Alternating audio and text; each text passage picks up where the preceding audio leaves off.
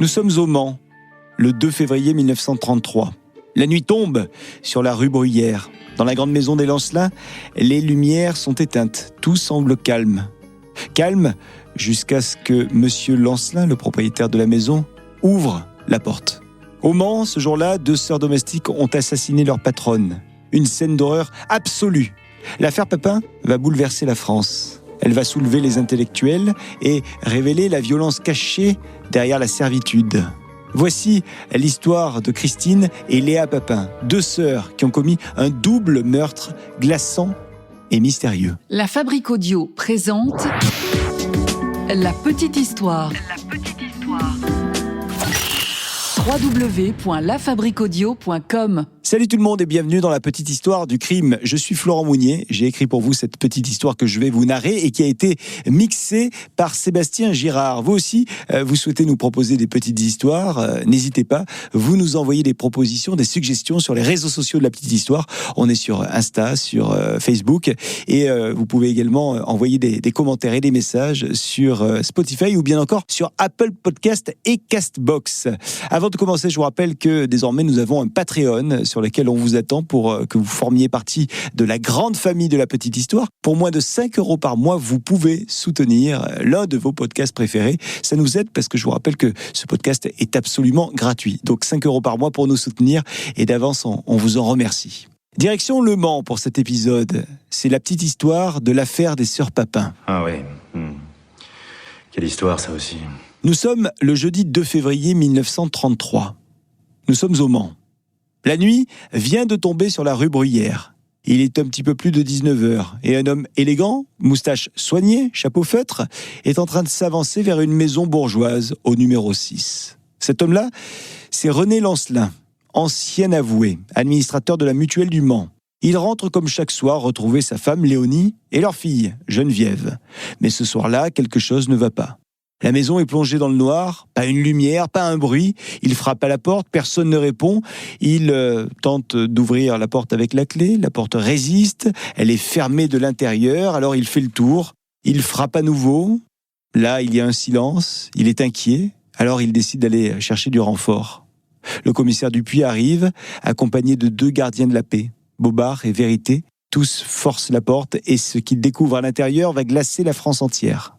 Dans l'entrée, la lampe vacille et au sol, dans une mare de sang noircie par la pénombre, ils vont découvrir le corps de Geneviève, la fille. Son visage est méconnaissable. Ses yeux ont été arrachés. Quelques pas plus loin, au bas de l'escalier, voici le second corps. C'est le corps de Madame Lancelin. Et même horreur, même sauvagerie, même description. Le médecin légiste parlera plus tard de bouillie sanglante. Dans la maison, je vous le disais, c'est le silence absolu. Alors les policiers montent à l'étage, la porte de la chambre des domestiques est fermée à double tour, on frappe, rien, il faut un serrurier. Quand la porte s'ouvre enfin, on découvre les 2 bonnes, c'est Christine et Léa Papin. Elles sont blotties dans le même lit, et elles sont en chemise de nuit. Elles sont serrées l'une contre l'autre comme 2 petits enfants apeurés. Sur leur visage, le calme. Pas de panique, pas de larmes. Juste cette phrase que prononce Christine, la voix posée. C'est nous.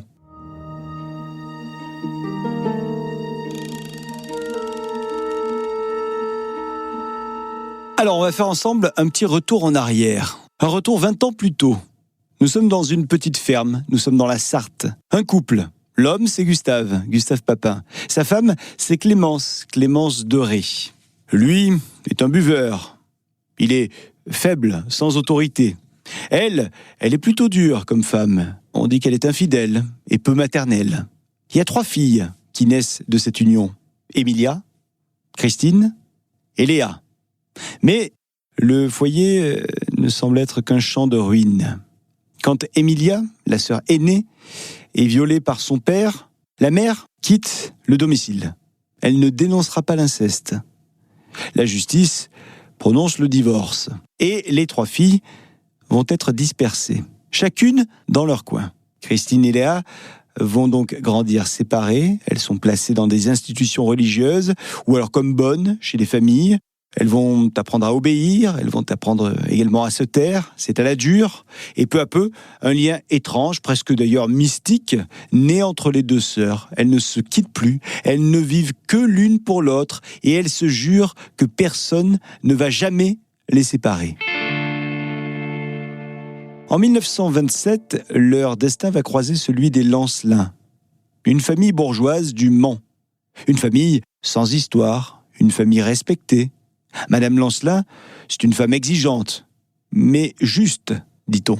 C'est elle qui va engager Christine comme cuisinière. Puis, à la demande de Christine, Léa sera elle aussi engagée comme femme de chambre. La maison du 6 rue Bruyère est tenue d'une main de fer. Ici, les règles sont simples, elles sont claires.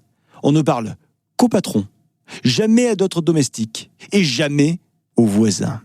Les sœurs Papin obéissent sans broncher. Elles travaillent dur. Alors elles économisent chaque sou gagné. En 7 ans, elles vont mettre de côté plus de 22 000 francs. 22 000 francs, c'est pas mal pour l'époque. Et c'est surtout pas mal pour 2 servantes modèles, disent les voisins. Toujours polies, toujours propres, toujours en retrait. Le dimanche, les domestiques vont à la messe.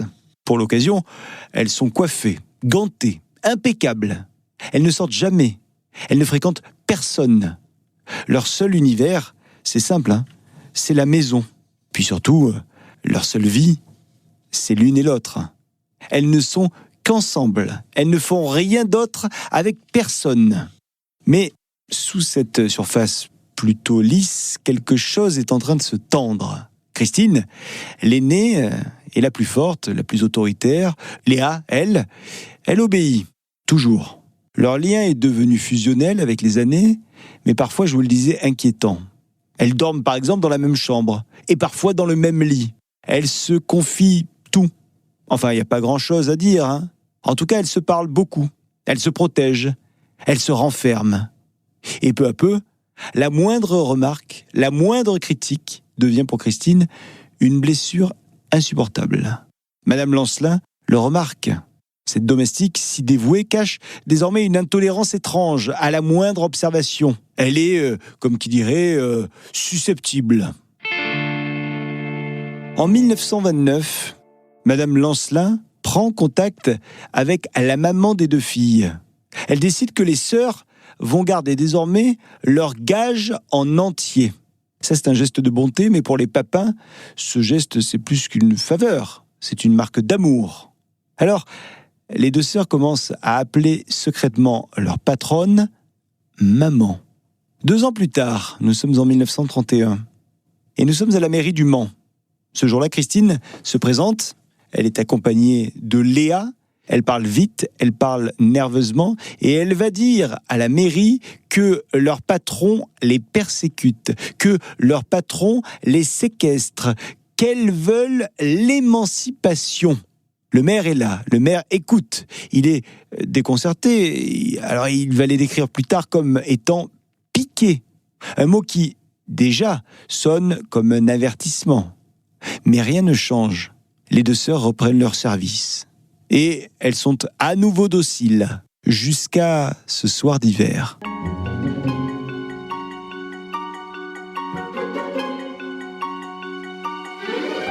Nous sommes le 2 février 1933. Madame et mademoiselle Lancelin sortent l'après-midi. Elles ne sont plus à la maison, pendant que Christine repasse le linge et Léa nettoie les escaliers. Mais, soudain, le fer à repasser tombe en panne. La maison plonge alors dans le noir. Christine panique, elle croit à une coupure, mais l'électricien, consulté le matin même, n'a trouvé aucun défaut au système électrique. Quand les patronnes rentrent à la maison, vers 17h30, eh bien le domicile est sombre. Alors madame s'énerve. Mais qu'est-ce que c'est que cette obscurité ? Le fer, madame. Il a fait sauter le courant. C'est ce que répond Christine. Et une dispute éclate.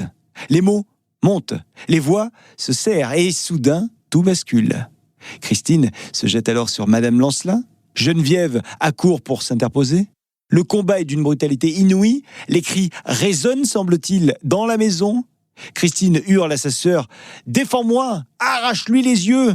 Et Léa obéit, les doigts plonge dans les orbites. Les orbites cèdent, le sang jaillit. Christine s'empare d'un marteau, d'un couteau, et puis elle frappe, et elle frappe encore. Les deux femmes s'acharnent sur leur patronne, jusqu'à ce que le silence revienne. Quand tout est fini, les corps sont méconnaissables. Les yeux ont été arrachés, les visages ont été tailladés, les crânes ont été broyés. Le médecin légiste dira « on aurait dit un abattoir ». Alors, calmement, après ce défoulement, les sœurs lavent leurs mains, puis elles vont dans une chambre, elles ferment la porte et elles se glissent dans le lit. Toutes deux sont désormais dans le même lit. Et elles restent là, immobiles, attendant le retour du maître de maison, M. Lancelin. Quand les policiers pénètrent dans la chambre, Christine et Léa ne résistent pas. Elles avouent tout, sans hésiter, sans mobile, sans regret apparent. « C'est nous !» dit Christine. « On s'est défendu !» ajoute Léa. Elles disent qu'elles n'ont aucun grief contre leur patronne, aucune haine, aucune rancune. Elles disent aussi qu'elles étaient bien traitées dans cette maison. Alors pourquoi ? Pourquoi cette explosion de violence chez les Lancelin ? Nous sommes le 28 septembre 1933. Le Mans est en émoi. Une foule immense a envahi les abords du tribunal de justice. On parle du procès du siècle. 2 domestiques modèles sont accusés d'un crime monstrueux. La France entière retient son souffle. À la barre, Christine paraît tendue, fiévreuse. Léa, elle, se tient en retrait, un peu comme d'habitude, et elle a les yeux baissés. Les psychiatres vont se succéder à la barre. Certains vont parler de colère noire qui a touché les 2 sœurs. D'autres vont évoquer une folie à 2. Mais la justice, elle, ne veut pas entendre parler de démence. Pour une fille, ça serait passé, mais pas pour 2. Pas pour 2 femmes qui ont commis un meurtre. Et le verdict tombe, rapide, brutal. Christine Papin va être condamnée à mort. Léa, elle, sera condamnée à 10 ans de travaux forcés. Christine s'effondre alors et elle se met à prier, à genoux. Quelques mois plus tard, sa peine est commuée en travaux forcés à perpétuité. Christine est transférée à la prison de Rennes. Elle cesse de s'alimenter là-bas. Et désormais, elle commence à parler seule. Elle s'arrache même les cheveux. Elle hurle parfois le nom de sa sœur. Elle sombre dans une maladie mentale, la schizophrénie. C'est en tout cas ce qu'à l'époque, on semble déceler chez elle. Elle est internée alors à l'asile Saint-Méen. C'est là-bas d'ailleurs qu'elle va mourir, en 1937. Elle n'a que 32 ans. Léa, elle, sortira de prison en 1943. Et elle retrouvera sa mère, elle travaillera dans des hôtels, elle continuera sa vie discrètement sous un autre nom, et c'est à Nantes qu'elle va mourir, âgée de 89 ans. L'affaire Papin a donc fasciné et continue à fasciner aujourd'hui. Elle fascine parce qu'elle n'a pas de sens, pas de mobile, juste 2 sœurs et 2 vies brisées, une nuit de février où la folie semble avoir pris le dessus.